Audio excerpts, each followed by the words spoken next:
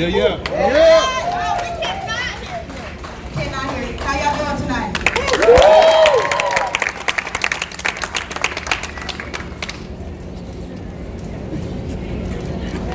Hello, hello, and thank you for coming out tonight. I know there's a lot of places we'd rather be than here, but we are here, and we thank you for coming. So why are we here tonight? We're here to hear from some families that have experienced some utter pain and loss at the hands of IMPD. So we are here tonight to honor these people, to honor those that are no longer here with us, to honor the families that are here, wanting justice for their loved one. We are here. We have Lauren Allen here with us tonight. She is the mother of Elanor Northington. And she's here to share with us. Good evening, everyone. Good evening. Mother of Elanor Northington. No one from the IMPD has came to me yet, and it has been 5 months. 5 months. I'm not only a mother, I'm a grandmother, I'm an auntie, I'm a cousin, and I'm a friend. And most of all, I'm a veteran. And I get treated like this. They had no business going to my granddaughter and never saying nothing to me. They've been doing everything like I don't even exist. The Bible says, honor thy mother and father, thy days will be long. She never did that. Never. She treated her mother bad and talked bad to her. And now, if she did that to her mother, she's trying to get custody of her little sister. She'll do it to her. Now, they've been doing everything under the table and the wrong way. I stand here tonight and I want answers, and I wanted them to make it make sense to me. To me.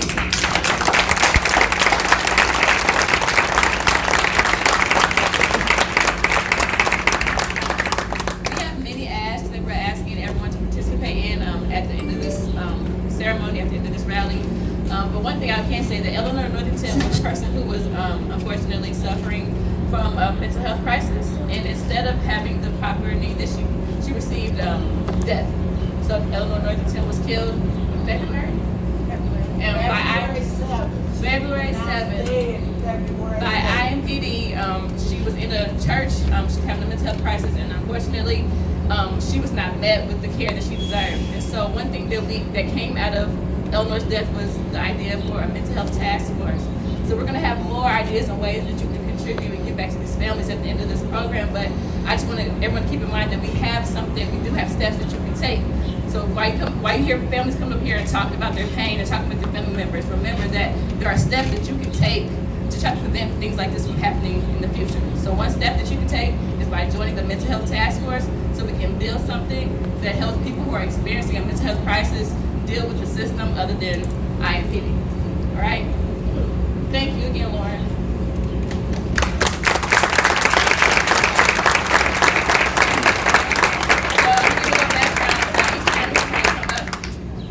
KeShawn Stewart was an 18-year-old black male who was killed over the summer. Him and some friends were hanging out. Someone called and lied, said they were robbing an office at an apartment complex. KeShawn ran. He fell into a retention pond. IMPD stood there and watched KeShawn drown. So we're going to have his family come up here and speak, give a few words about the type of person KeShawn was and what they would like to happen going forward.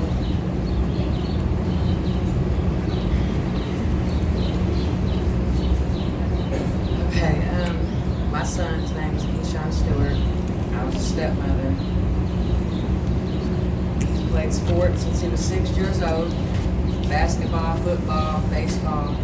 Very athletic. Very goofy, loving.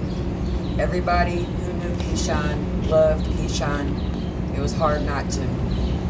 He's never been in trouble. I wasn't there, So I don't know what happened that night, but what I do know is that they let my son drown. He is 5'11". He took swimming classes for over 4 years. He could swim like a fish. And he died in 6 feet of water, 15 feet away from the shore. I went out to the apartments at night and during the day. I looked at the lighting. I looked at the pond. Very shallow. You can see down in it. You can walk down in it. So I need answers. I had to figure out on my own that that was my son that died in that pond that night. Nobody contacted me. Nobody contacted his biological mother, Shanique. No one contacted his father, Keenan. We all was panicking, looking for him, calling everywhere. I even called the homicide detective that was on the article, saying I thought that could be my son. Please call me back. He would come in as a John Doe. I knew he didn't have his ID on him. No one ever has called back to this day. No one called to ask me any questions, to verify that was KeShawn. We had to figure it out on our own. And still to this day, no one has contacted us about KeShawn. And I'm reading in the paper that man died, burglar, suspected burglar. So they, at that point, they didn't even know he had done anything wrong. They just suspected that he did. And regardless if he did or not, he was not armed, he was not dangerous, and he died in the pond, and they just let him. An actual quote was, "Your stupid friend, nigger friend, just killed himself because I'm not jumping in that dirty ass pond after him." So, I understand that they say it's not a policeman's lawful duty to rescue people. I don't understand that, seeing as they say they're here to protect and serve. I want to know why they didn't protect my son. Why did they, 15 police cars, do you know how many policemen that is, with flashlights? All they had to do was take their vest off. They was worried about equipment, but they chose to let him drown. They just let him drown and then took a picture of him dead and showed it to his friends while they laid on their face on the concrete. So I just want to know what happened to my son. That's it. I want to know what happened. Why did he have to die? He didn't have to die. If he did something wrong, then he could have, so, dealt with the consequences. But dying shouldn't have been the consequence. He's never hurt anybody. He's never been in trouble. Always been a good kid. Always. Teachers love him. Coaches love him. He has many friends and family out here who love him, who will never see his face again or his smile again. I can't even function. His brother that he grew up with, they were 5 months apart. My son is broken over this, and he can't even be here tonight. I just want answers. I want to know why my son had to lose his life.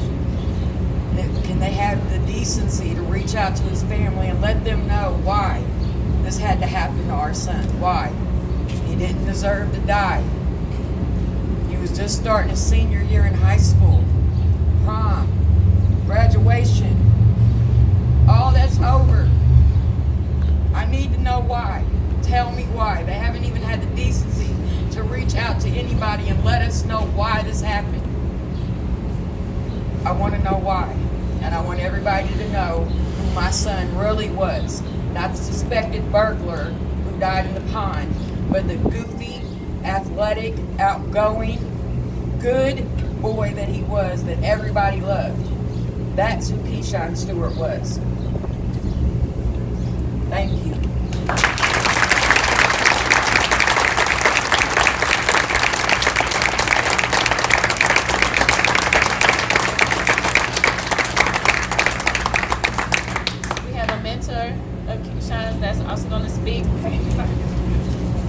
How's everybody doing this evening? My name is Kevin. I run a mentoring program on the east side. Early part of this year, KeShawn, some of his friends, his brother, started coming to my program.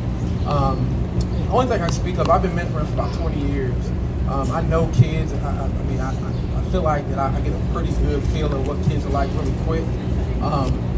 You know, a very special young man, you just tell right away. My short conversation with him that first night, one of the things that stood out to me was he talked about how he really enjoyed the program, and he asked me could he come back. Now, the program's open to anybody, but he asked my permission. He said, I had such a good time, do you mind if I come back? I said, absolutely. He came back, I think, the next month, and again, he had a great time. I just saw a fun-loving kid, a kid that enjoyed life, just like any other kid. When you see things like this happen, you often wonder to yourself, you know, what goes through somebody's mind when they make a decision not to do what's in the role of their job, or just what's humanly decent. You know what I'm saying? That's the thing you start to ask yourself. I always look at these kids like they're mine. You know what I'm saying? Like they're babies. That's the way I see them. I'm sure that's the way his mom and his family sees them. He lost their baby. You know what I'm saying? And I just don't want to see this happen again. I know this is hard for the families here, but I can just speak to the young man that I knew and how they characterized me in the media. It's just not something that I saw. So that's really all I have to say. I appreciate you guys coming out.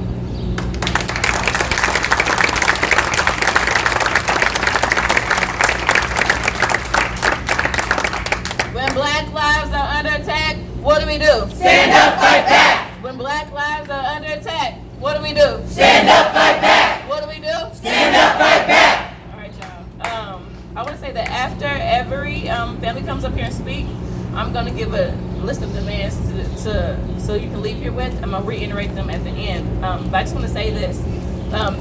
There were 2 other boys who were arrested that night that were with KeShawn. Leaving here, we want to make sure that those boys have some sort of legal representation and some type of community support, because we know how these things happen. When people are in police custody and when you are possibly facing charges, the police will try to intimidate you, right? So if they are witnesses in KeShawn's death, you know, we just want to make sure that they have community support and possible legal representation. So if you have any of those resources or the connections, please connect with us so we can make sure that the other 2 boys are taken care of as well. We also would like for Chief Roach to have a sit down with KeShawn's family and explain to them exactly why their officers allowed KeShawn to drown, knowing that KeShawn only fell into a retention pond. You know, they said it's not within policy, but if it was a dog, we all know that if a dog had fell into a retention pond, the IMPD would gladly build a human chain and take off their gear to pull a dog. Yeah, yes. If it had happened in Carmel, Westville, a white child, they would definitely build a human chain and climb in there to pull them out. But when it's the black child, they allow them to drown. So keep that in mind. Like, there are officers all the time going viral for saving animals, you know, rescuing ducks out of sewer, you know, but when it's a black child, it doesn't matter. It's against policy. So just keep that in mind. We want to leave here making sure that the 2 other individuals who are with KeShawn have community support and that they have legal support, okay? So keep that in mind. Think about your resources and think about your connections, please. We are also asking that we're going to provide a number for you guys to call. We want Chief Roach to have a sit down and look into the family's eyes and explain to him why he thinks it's okay for his officers to allow an 18-year-old to drown. We're asking for policy changes, and that police officers, I don't think it's going to help, are going to do whatever they can to make sure a life is saved, okay? That they don't just get to chase someone into a retention pond and get away with it. So up next, we're going to have a statement from the family of Kaylem. If you want to give a little background. Kaylem Cunningham is a community member here, and a few weeks ago, he was with some friends, and they were out for the night. He was a passenger in a car, and the driver hit someone on a moped. Kaylem suffered grave and serious injuries from the car wreck. And it will go into a little detail in the statement being read that is given to us on behalf of Kaylem. Devin Ginn is here to read that statement for us. Everyone that knows and loves Kaylem Cunningham, their lives changed very early morning hours of July 5th, 2019. He was a passenger in a car that was involved in a hit and run where he was also severely injured with life-threatening injuries. His skull was smashed, many bones in his face were broken, and he was clinging to life. 911 was called for not over half an hour, and he was rushed to Eskenazi by ambulance, and the police were not notified that something very suspicious occurred. The family had to call 911 to get an investigation going. It was handled very minimally with no urgency, even though it was connected to a hit and run right away and possible underage drinking and driving. Kaylem was on life support 10 days before waking up from a coma. Imagine the pain and agony you would go through having to wait to see if your child wakes up and doctors don't even know if he will make it. 20 days later, he is in a rehabilitation hospital getting intense therapy. The family has had to fight like hell for justice for Kaylem, all the while these other teens who have criminal pending records are still posting on Snapchat, going out, partying, and drinking. The pain is so great, and the fact that there is no urgency and the IMPD is moving so slow is outrageous. The people were critically injured, and all the people involved are known. It's not a matter of finding out who did this. It's a matter of doing what's right with urgency and doing their job. If this was one of their children, it would not have been brushed off. No family deserves to go through something so horrific. We need to get justice. A few weeks ago, we all saw a video of 2 different black women in our city being brutalized at the hands of IMPD. One of those women is here tonight to speak to you. Her name is CeCe Chanel. Please give it up.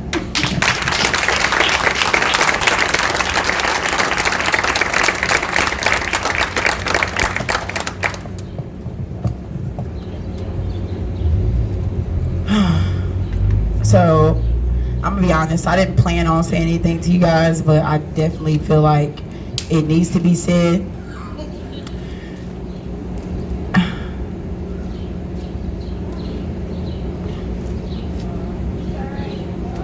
Take your time.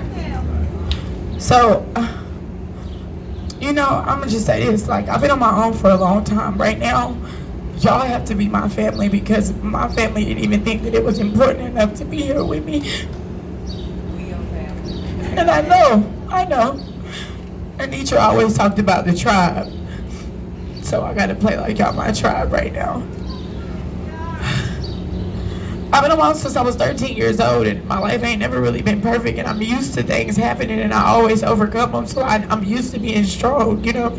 And I write about it in my music. I don't know if you've ever listened to it, but I write about it, you know, and it always helps. Some stuff you just can't prepare yourself for. I don't know how many people watch the YouTube videos where you kind of just watch them so much of police brutality. You want to know what to do, you know, what cases you should know, what to say, what not to say, you know, just not to aggravate them because you just always have that nervous feeling like, you know, that something's going to go wrong. But that night I didn't anticipate for anything like that to happen. I didn't know that having white friends would get me in trouble, you know? I don't feel like I should have to be racist because other people are racist. I want to be honest because I have white friends that treat me better than my own people at times. So to know them and to love them the way that I love them and to be loved by them the way that they love me, I can't have that hate. Even after that happened to me, I still don't hate them. I do think he needs help. I do think he needs to be removed. I'm going to tell y'all real quick, 5 minutes of my life or less. I was sitting in my car. We had went out to Tiki Bob's. I never go out unless I'm getting paid for a show. You know, time can't be wasted. But I went out this night because I was broke and my friend was like, don't worry about it, I'll pay for everything. You know how y'all get when y'all got money and y'all black friend ain't got no money. So she gassed me up and I said, cool, I'll be the designated driver because, you know, I don't drink. You know, I don't drink. It's not my thing. I'm a wine drinker, but, you know, I don't drink. So we went out, we had a great time, a phenomenal time in the club. We had no errors, no problems while we were there. We enjoyed ourselves. We went in 2 different groups. So the first group had already left. They parked right next to us, but they had left before we had left. So we get out to the parking lot that's across the street from Arby's. I get in my car. My friend is talking to the previous party that had already left to see where this beach was. Some beach is supposed to be out here, and it was like, yeah, let's go to the beach. And I wasn't too stoked about it, but hey, I got this free gas, so I mean, I guess I'm your cabbie for tonight, you know? So she tells us that we're not going anymore, so our plans change. And I'm all excited because I'm thinking to myself, I'm about to go home and watch Netflix, you know, because the Chambers is really good, okay? And I've been enjoying it, right? So I GPS the directions to take them back to their vehicle. As I'm typing in the directions into my phone, in the dash, you know, the thing that holds your phone in the middle, all of a sudden there's like 5 or 6 officers surrounding me and they all flashing lights in my car, you know? So being confident that you're not committing a crime, you're gonna ask questions. You have the right to ask questions. You shouldn't be afraid to ask questions. So I was never aggressive. I'm telling you right now, I was never aggressive. I was never rude. I never kicked anyone, and I'm gonna prove it to you guys.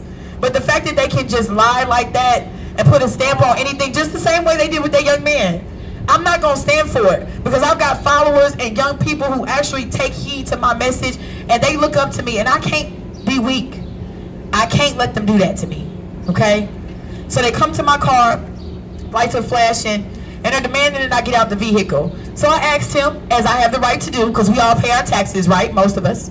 And he's still being all aggressive, being rude, telling me I need to get out the car. Then he goes over to my Caucasian friends. They were about like 35. I'm 27. I know I look 19, but I'm older. You get what I'm saying? So he goes over to them and he says, "Ma'am, sir, can y'all please exit the vehicle?" All nice and casual, all sweet and sexy, you know what I mean? So then they get out the car, and he comes back to my window, and he's steady being aggressive. He tells me, this is what he tells me, this is what he didn't tell Fox 59. He tells me that he's been watching my car for months, and he knows I'm a drug dealer, and he saw me give some drugs to them. He's gonna get the drugs off of me. So I'm having a conversation with this man, Adam Minrink, whatever his name. I'm having a conversation with this officer. I'm telling him, you got the wrong person. I just painted my car not even a month ago. I just tinted my car. I can give you the receipts to show you that, sir. He's still telling me he's confident. You haven't even asked me for my ID. You haven't asked me for my ID to verify that I am who you think that I am. So you have to understand why I was afraid to get out. I told that man, I said, I'm going to record for my safety and for your safety. Who has my phone? He slaps my phone out of my hand. Bring me my phone. Show them my phone. Turn it around. Stand up, please. He slaps my phone out of my hand and breaks my phone. So I can't hear anything on my phone. He literally broke my phone when I told him that I was going to record for my safety and his. If you didn't plan on violating my rights, what's wrong with me recording this transaction? That's common sense, right? So at this point, I'm scared. I have anxiety. You know, my nerves are all at an all-time high, as you can imagine. And when he slaps my phone, the officer to my right reaches inside my vehicle. He snatches my keys out of the ignition when my car is running. Now, if you've ever been detained or questioned by the police and your car is running, what do they normally ask you to do? So why are you reaching inside of my vehicle, snatching my keys out of my car? I'm just trying to make it make sense. These are my questions, so maybe y'all can help me to get them answered, okay? So he snatches my keys out. When he does that, Adam, the other officer on my driver's side, he then opens my door from the inside. He pulls me out by my left arm. As you can see my elbow, I immediately make contact with the concrete. My hands are immediately behind my back. I weigh 125 pounds. You're a grown man, okay? He throws me on the ground. My hands are immediately behind my back. This is what you're catching. Because when he pulled me out the car, I started screaming. So he had my friends on the passenger side, like 4 feet away from my car. You know, having an officer in front of them, trying to keep them occupied so they don't see what's going on. So as soon as I started screaming, my friends started recording what was happening. So this is what you see. It happened 5 minutes of my life. You saw 2 minutes and 31 seconds of it, okay? You missed a minute. And what is that? I'm not the best mathematician, but you know what I mean. Whatever. So at this point, my hands are behind my back. I'm laying on my stomach. I'm 125 pounds. I'm still asking questions, asking them what's going on. Tell me what's going on. You know what I'm saying? This officer comes over with my hands behind my back and he maces me. Now in the report, he says that I kicked somebody. And that's why I got maced. If you watch that video when you leave here, you will see that he maced me and I started screaming before my leg flailed because I was being, you know, choked out. I'm telling him I can't breathe. So in the video, you hear me telling the man I can't breathe. You hear me telling him that he has my hand handcuffed the wrong way. You're supposed to be cuffed like this, correct? My hand was cuffed like this on the left side. I still can't feel anything in the top of my fingers. I have nerve damage in my left hand because of the way that he cuffed me. And the worst part is the trauma. Because like I said, I have to be strong because I have followers. The body heals. But my mind, what I think when I get in my car, what I think when they get behind me, what I think when it gets dark, you know, that's the worst part. Y'all gotta understand that that's real. And then I gotta think about these other families and the fact that they didn't live, and I know that they were scared because I was scared. shouldn't be that scared. And not as a police, I was scared. I thought I was going to die. You understand? That's why it was important to me to come up here and talk to y'all and be here with the families. Even if I had to be here without no family, by myself. This is really happening. They are doing anything that they want to do. We got to stand up together. And like you said, white silence is violence. Don't tell me you love me, but you're afraid to speak for me.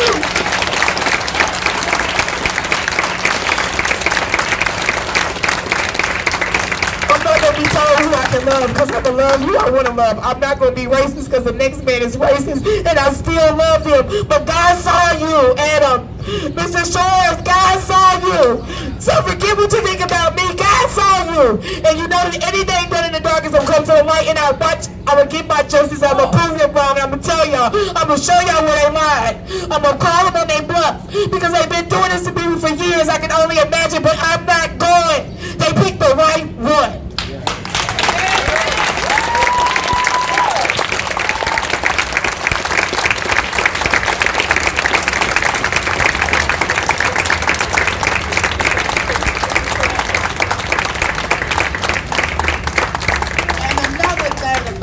IMPD, the late 1979 to the early 80s, they stopped policemen, males, was not supposed to handle females because when they was locking them up, they was raping them. And they say they went by protocol. They did not. And everybody that is involved in this was a bad actor from Roach on down.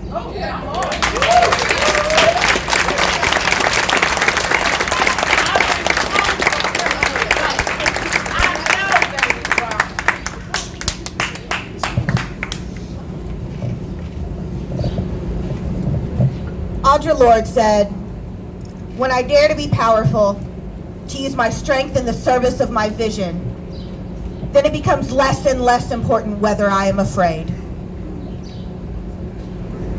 Courage is a wildly amazing thing. In times that we feel there's nothing left to do, courage will give us a different perspective. We are standing here today by choice. Each of us made a decision that tonight we would come together with others to send a clear message to IMPD. We are watching you. We are seeing your excuse after excuse. We see your brutalization of black people in this city, and we won't tolerate it. We wanted to send a clear message to the families. You are loved. You are supported. You are valued, and you matter. And we will fight to get a different police department that will truly serve and protect the citizens of this city.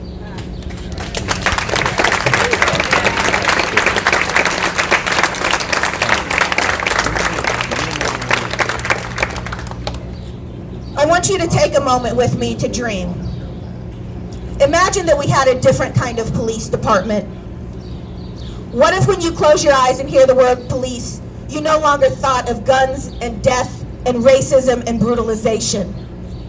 What if we imagined a police department that instead had people with specializations that are there to help you with your needs? What if when you called 911 when having a mental health crisis, there was a group of mental health professionals that showed up to offer you assistance instead of armed militarized alpha males?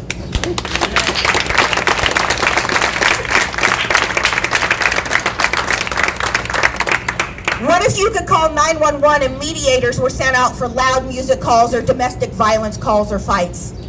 What if we all sat down as a community and dared to dream a completely different police department? What if we took a huge chunk of their $270 million annual budget and spent a huge chunk of that on trauma therapy for the people that have had interactions with the police?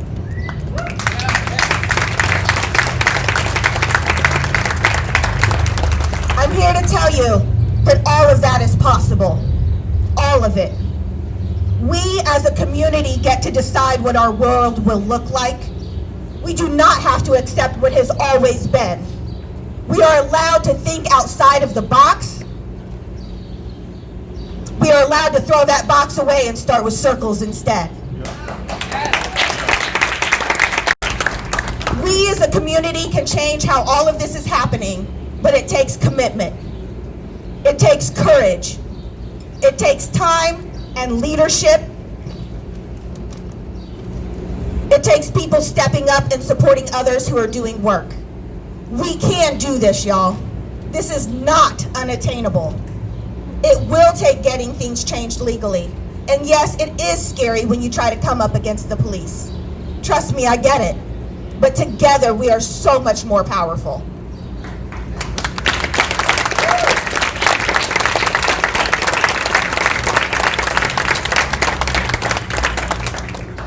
So I asked today, where is your courage going to be tomorrow? Will you be able to stand up and say that every day Black Lives Matter? That every day IMPD traumatizes another citizen with their interaction? Are you ready to put in some work? Because if you are, we have work for you.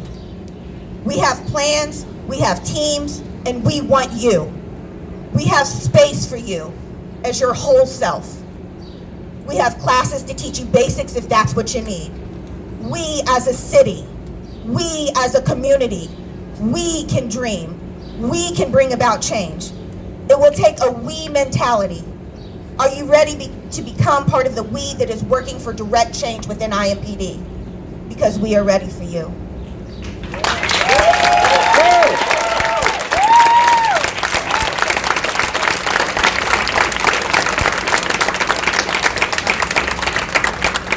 Okay, everyone repeat after me.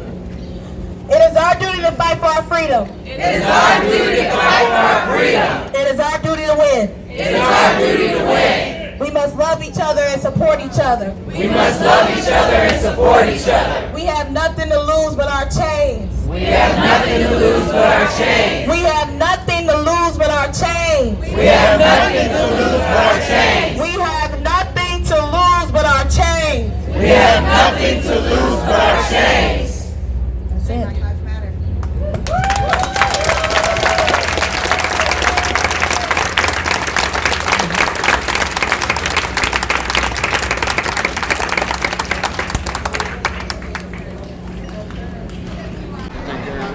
Okay, it's ready to record.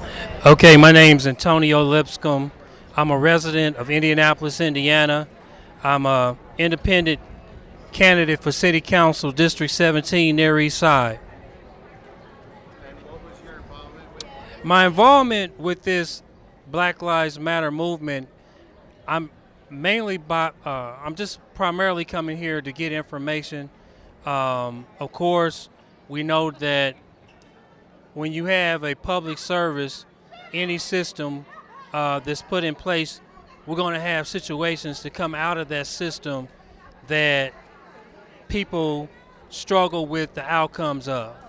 And I think that the Black Lives Matter movement is a movement that could help with pointing out levels of injustices that impede the progress of our police department being able to do a thorough job. And so it's always good to have levels of accountability, because we know that every police officer is not bad, but you have some that get behind the badge and they go too far. And we need to figure out who those gentlemen are so that we can help them find a different occupation, because obviously they're not in the business of protecting and serving, and they need to go to some other job opportunity. And is there anything you want to say to our viewers as far as your election, your run for council member? Absolutely. Again, the area that I'm running for city council is a variety of different people in our district. We have from the rich all the way down to the poor, and I'm hoping to bridge a gap between the two, so both people living at a certain lifestyle can come together with the people who are living a different lifestyle and meet in the middle, because we got high poverty, we have high crime, we have people that don't have a livable wage job, they don't have education opportunities, and we have some parts of our district, we have a high percentage of renters that don't own their own homes, and then we don't have people in our community that own their own businesses.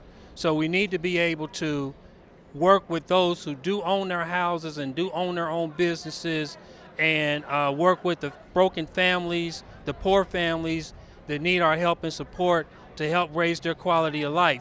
Because sometimes people may say, well, this don't affect me. You know, it's not until violence is at your door, you have a bad experience with the police department, and it's at your door, your kids are affected by it, then you can have a different perspective on it. But I'm saying, why wait to then when we can be proactive and we can work together as a holistic approach instead of waiting until something happens and now we have to deal with that as well. So my candidacy is all about the people. I'm an independent. I don't have a party interest. I have the people's interest, and I believe in the people. I believe that we can come together and we can get this done. All right. Thank you, sir. Appreciate you. Appreciate you. My name is Angela Skaggs, and I was KeShawn Stewart's stepmother. I've been around him his whole life. He lived with me. He always played sports from the age of 6 years old all the way into the present. He's played with the PAL Club, TAB, Eastern Star, Broad Ripple, Raymond Park, 105, and Warren Central High School. He was a very good kid. He was very athletic, very outgoing, goofy. Anybody that came in contact with him loved him. It was hard not to. And he's never been in trouble, in any kind of trouble at all. And I'll never see my son again. And I haven't gotten answers. I know that he could swim like a fish. He took swimming classes for over 4 years, and they're telling me that he died in 6 feet of water, 15 feet away from the shore. I went out, I looked at the pond in the day and at night. There's plenty of lighting, which they said it was very dark. No, plenty of lighting. I have video and pictures. They also said the apartments didn't have surveillance, but I found 2 cameras, did a video, made that go live. I just want answers. I just want to know why my son had to die. You know, kids do stupid stuff. I wasn't there, but I know that he wasn't armed. I know that he wasn't dangerous. I know that he wasn't trying to harm anybody. He may have been with the wrong people at the wrong time, which is a lot of cases with teenagers these days. And regardless if they thought he was doing something, because at the moment he was a suspected burglar, which means they didn't even know if he had did anything wrong yet, and they let him die. They seen him jump in the pond, or he fell in the pond. They know something that I don't, because 2 minutes after the splash, they went back to his friend and said, "Your stupid nigger-ass friend just killed himself because I'm not jumping in that dirty-ass pond." My question is, why would they automatically assume that he was dead in a retention pond? What do they know that they haven't told us? He had a big knot on his head. He had a black eye. I just want to know what happened to him. I was panicking when I woke up that morning and he wasn't there, because my son never stays out. Yes, he's 18, but he never stayed out or without contacting me or anything. I was panicking from the moment I woke up, calling hospitals, jails. I seen the article. I felt something wasn't right.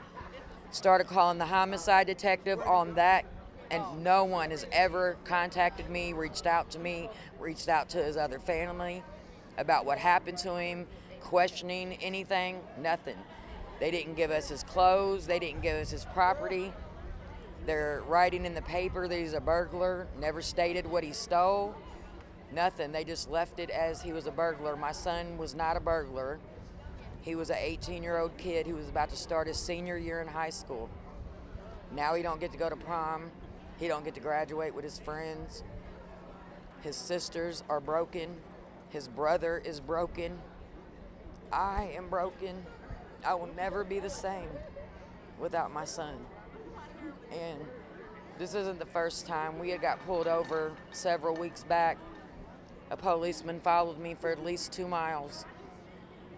one of his friends had died in a car crash, and he was getting a tattoo of his name, and I went and picked him up because they had been drinking, not him, but the people that was there, and he knows not to drive with people that drink, so he called me to come and get him, like the responsible son that he is. And the police followed us for 2 miles. So they ran my plates, seen I was legit, all that. They pulled me over a house away from my house. They said for a tail light being out. They opened my door being aggressive. They slammed the door on my arm. They said I had an attitude. They started trying to harass KeShawn, who was in the passenger seat, asking for his ID. And then when he told me it was a license plate light, I was like, oh, wow. He was like, you're not taking this seriously. I mean, he was just very agitated, trying to provoke us, slammed the door on my arm, trying to get a reaction out of my son. We didn't give it to him, of course. So, of course, no ticket, no citation, because he was just pulling us over because I was white with a black boy in my car. So it's happened. We know it's out here. I just want answers on why my son had to die. That's all I want. And want everybody to know who he really was rather than what they said he was. He was a very good boy. And everybody loved him, and we always will. Thank you. Do you want to say anything? Hi, my name is Deanna Sheard with the Economic Freedom Fighters of Indiana. Our statement for the Chief Roach and for Mayor Hogsett about the police brutality here in Indianapolis. In a combined self-effort, we demand Mayor Hogsett and Chief Roach use their respective positions to bring about the suspensions and, where warranted, the firings of any and all IMPD officers acting as race soldiers in the black descendants of African and minority communities. According to a PBS report, October 2016, in the 2006 bulletin, the FBI detailed a threat of racist white nationalists, neo-Nazis, and skinheads infiltrating police departments as ghost skins in order to disrupt investigations against fellow members and recruit other supremacists. The bulletin was released during a period of scandal for many law enforcement agencies throughout the country, including neo-Nazi gang formed by members of the Los Angeles County Sheriff's Department who harassed people of African descent and Latino communities. Similar investigations revealed officers and entire agencies with hate group ties in Illinois, Ohio, and Texas. An article from the Mint Press News, May 24th of 2018, quotes Samuel Walker, Emeritus Professor of Criminology and Criminal Justice at the University of Nebraska in Omaha. I don't think you can find a single city where civilian complaint boards have made a difference in improving the quality of policing. He posted the boards have no institutional powers, authority to hire, fire, or promote or discipline, which is not the case here, according to Reverend Stephen J. Clay, who was quoted in the Indianapolis Recorder as saying, the Civilian Review Board has all the power it needs, and what it doesn't have is the will. EFFI believes the lack of will is important because each member is beholden to whom they are appointed, be it mayor, police, city, county council, or public safety director. Therefore, we take the position that the board should be elected instead of appointed. In light of Indiana's history of being a founding enclave of the KKK and hosting various alt-right, white nationalist, neo-Nazi, skinhead rallies, his delegation demands to know: 1, how will the mayor's office and the chief of police ferret out and assure the black minority community that we aren't being hunted, made a sport of ghost skins in the police department? How will the mayor's office and the chief of police counteract or respond to the criminal justice community when it appears we, the descendants of Africa, a minority community, are being gaslighted by ghost skins acting as police investigators? Citizens police complaint boards, and political leaders as evidenced by no one ever being held accountable when even the chief of police recommends a particular action be taken. So that is our statement with EFFI, that they need to be appointed. The Citizen Review Board needs to be elected instead of appointed. I'm sorry. Do you want to give the viewers like where you could be found, where your organization? We meet on Mondays for political education at 6250 East West 38th Street at House of Legends. We meet every Monday at 6 p.m. sharp. And our political organization is just that, a political organization instead of Democrat or Republican. You can go with EFFI. We're an independent black political party. And our phone number is 317-669-1333. Or you can get us at email. Our phone number again is 317-669-1333. And our email is powerisrs42@gmail.com. And you can check us out at EFFI online. Thank you. My name Kaylem, and I'm like, KeShawn was like a real close friend of mine. Like one I could actually consider my best friend. Like, you know, and I just want to say that, you know, he was a cool dude, man. Like cool, like as soon as you meet him, like you gon', you know, like he just like he bring that energy, like, you know, and he'll share his last, like he just, you know, and it hurt me because, you feel me, I ain't gonna be able to see him again, you know. It hurt me every day, you feel me? But that's all I really.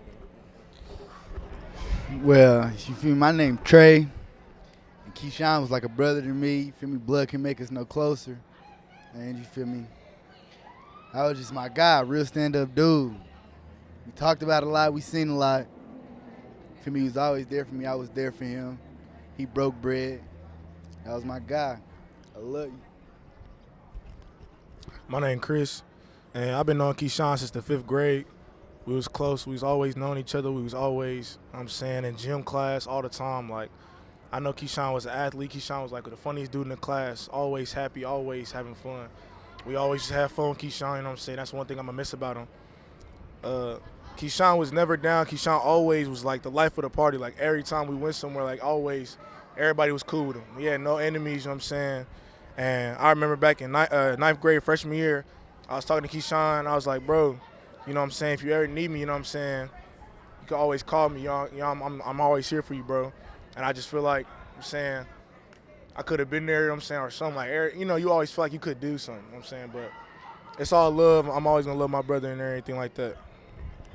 They're saying he's a suspected burglar. How do you guys feel about that? What are your thoughts? Well, of course, you feel me, they gonna try to slander his name because that's what they do, you know. Well, he wasn't no burglar in my eyes. He was my brother. You know, I loved him like a brother. Blood, like my brother said, like blood couldn't make us any closer. Like, and to hear that it hurts, you know. You know what I mean? So, yeah. Does that seem like out of place in his character, though? Yeah. That definitely seems out of place for his character. Like, if you ever would have seen him, like, if just meeting him in person, like, face to face, you would never suspect for him to do something like that. For them to put that on his name, to portray it to everybody who's watching the news that day, it made him just seem like he was another black man that was trying to rob somewhere. But he wasn't like that, not at all. Like, that's just showing, like, disrespect, how they disrespected him, and just showing, like, that's just him. That's not him. His mom said that there were signs of him being beat up. What do you guys think about? Do you think it's kind of suspicious that he drowned, considering he was... Yes, we definitely do. All of us think that. We definitely do. It's very suspicious, you know, because like I said, he had head injuries, all that. Like, for somebody to drown, it shouldn't, like, you feel me, like the result shouldn't be in injuries, like, you know, type. Like I said before, we had gym class together. At Warren Central, where he went to school, to graduate, you have to have a swimming credentials. We had swimming together back at Raymond Park and at Warren. You know what I'm saying, he swam with me. We used to be like racing in the swim. For him to drown, he's 5'11". For him to drown in a 6-foot pool, 15 feet away from the thing, and you know how retention ponds aren't level, he could have definitely stood up. So there's definitely something else going on. It couldn't have just been he jumped in. That ain't right. Is there any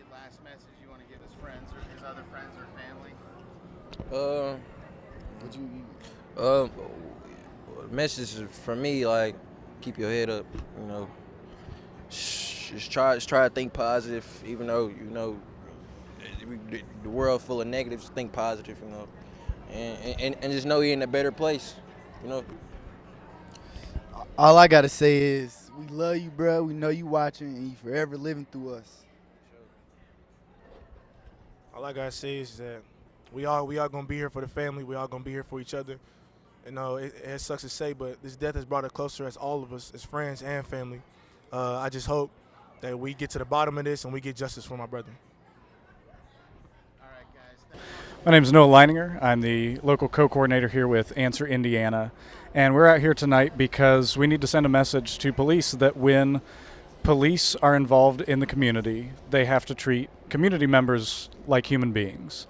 So I've been a teacher for several years, and as a teacher, obviously the stakes are different, but I've had students approach me who have been argumentative, who have not wanted to do the things that I've wanted them to do, and at no point have I ever brutalized them. And if I were to brutalize them, there would understandably be outrage.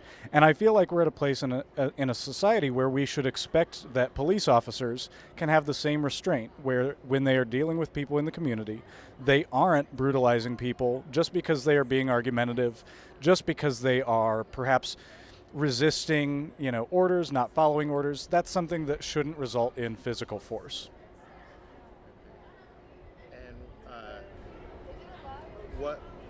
What was this rally in, or who was this rally in honor of? Who were you supporting? Sure. So this rally was in support of several families and victims of police brutality here in Indianapolis.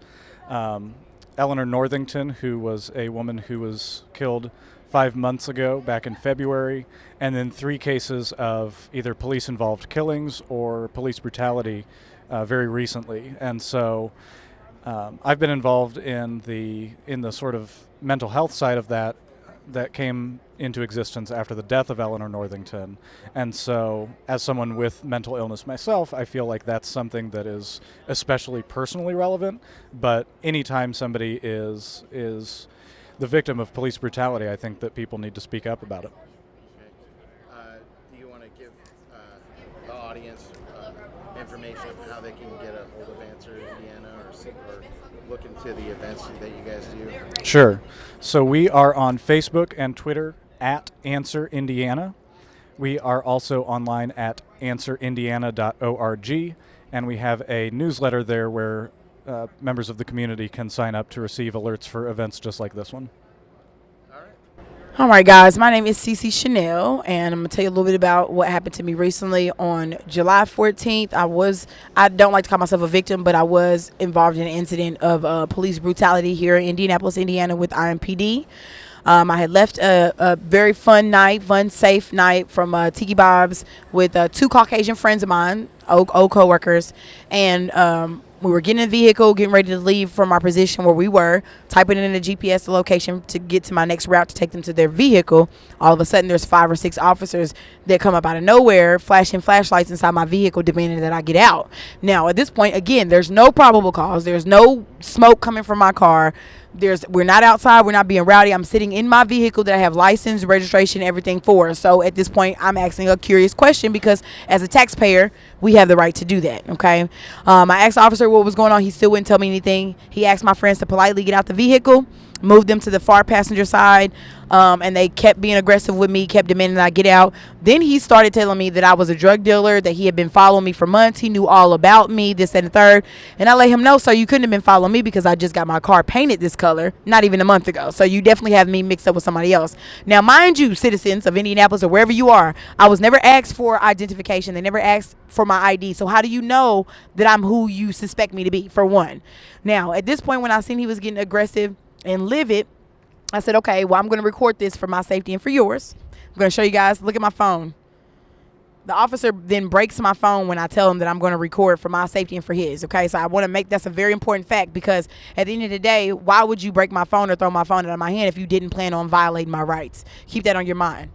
Okay, so after I did that, He smacked the phone on my hand. The officer to my right, which I believe was Officer Shores, he reaches inside my vehicle, snatches my keys out of the ignition that's running. Usually when you're being detained or questioned, the officers will tell you to shut your vehicle off, correct? But you aggressively snatch my keys out of the car, while the other officer that was to my left, he opens my door from the inside, drags me out by my left arm. I immediately caught impact with my left arm. As you can see, I've got marks there and bruises there. My hands are immediately behind my back. Now we're seeing the video that you guys saw. This is the part that my friends were able to catch. You see me on the ground laying in between these cars, flat on my stomach, flat on my face. My hands are behind my back. Officer maces me with my hands behind my back, you know, while I'm telling him I can't breathe. I have 3 men on top of me. You got to see it yourself. It's tragic. I can't watch it myself. Police brutality is real. It's getting closer to a neighborhood near you. We've got to stand up together. United we stand, divided we fall. This is a true saying. It always will be. It always has been. I'm just not going to go. I'm not standing for it. I'm standing up for everybody. If I have to stand up by myself, then that's what I'm going to do. We're going to say their names: Sandra Bland, Corinne Gaines, Kaylem. We're going to say all of them. Chanel, we're going to say all of them, and we're going to get them they're going to have to speak up for what they've done and take some accountability and some responsibility for their lack of training thereof, or the fact that they need counseling. You know, we got to get these people help. We got to get them out the office, and we got to get them some help, because this can not only happen to people of color, it happens of all people of all races, and it's just an abuse of power at this point. Okay, so say it loud, say it proud. CC Chanel. I'm out and I'm alive. Check me out.